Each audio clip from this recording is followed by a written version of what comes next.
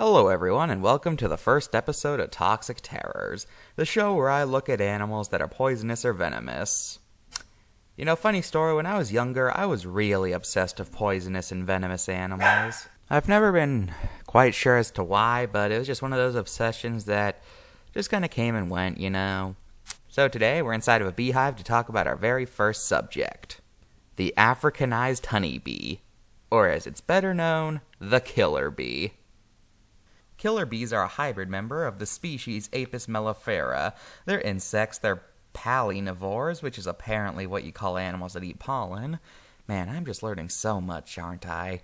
They were created in 1956. Note, I didn't say described, and they're found in North and South America.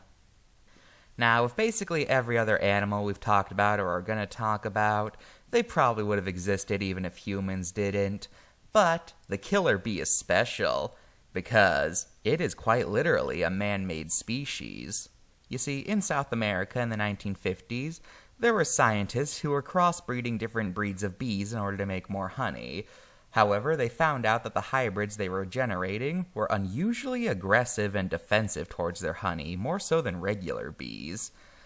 Unfortunately, one day, while a beekeeper was changing things out, a swarm escaped into the wild, and they started making their numbers grow.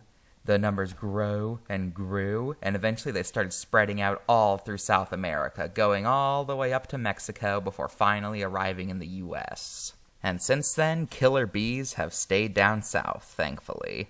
Now, the venom of the killer bee isn't any more powerful than regular honeybee venom, and its sting is about average, but what makes these guys so dangerous is the fact that they are very easily agitated, and they come in huge swarms.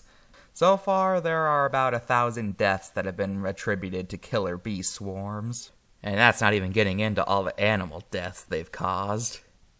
And not to mention the effect that they've had on local bee populations, which is definitely a bad thing.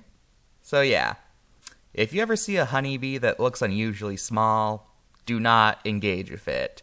That is their most telling feature, their small size compared to other honeybees. You know, funny story about these guys, when I was younger, I actually read a book about killer bees, and it was pretty fear-mongery, if I'm being honest. Like, it went on going, if killer bees ever cross the Mississippi, then we're doomed. Like, it was like, okay, chill out. I know these things are pretty dangerous, but you're acting like they're gonna cause the apocalypse if they get across the Mississippi. Come to think of it, I've noticed that a lot of children's books about dangerous things tend to be very fear-mongery. So, yeah. Let's look at the card. Okay, there's a lot to unpack here. First of all, Actually, my first thing isn't even about the animal. Oh, but why is poison always considered purple? Like, I've never understood that. Like, of all the colors that are associated with poison, it's always purple. Has anyone else noticed that? Anyway, let's start unpacking things. First of all, they gave it the wrong species name. Killer bees are not given that subspecies. That name refers to one of the species that was used in their hybrid process. Killer bees don't actually have a subspecies. They're just kind of considered honeybees due to their hybrid nature. And speaking of which, this never even brings up the fact that they're hybrids. That might sound like a minor thing, but that'd be like making a card about a mule and never bringing up the fact that it's a hybrid. That's kind of the most important thing about it. Instead, it claims that they're imported African bees, which is not exactly the truth.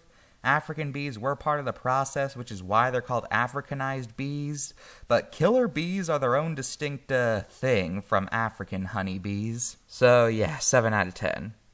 Now, I kind of already mentioned everything I could about killer bees and humans, so here's just some advice for bees. If you ever get chased by bees, just try to find shelter immediately. Don't try to hide in water, like a lot of people might suggest, because bees, they have patience. They'll wait for you to emerge. And if you do get stung, don't use pliers or anything like that. Find a flat object and just try to sweep away the stingers. It might hurt for a bit, but you'll most likely be fine. You need to be stung quite a few times for the venom to actually be deadly. But always remember, bees are an important part of the ecosystem and they should be respected. There are several fruit species that owe their entire existence to bees, like apples.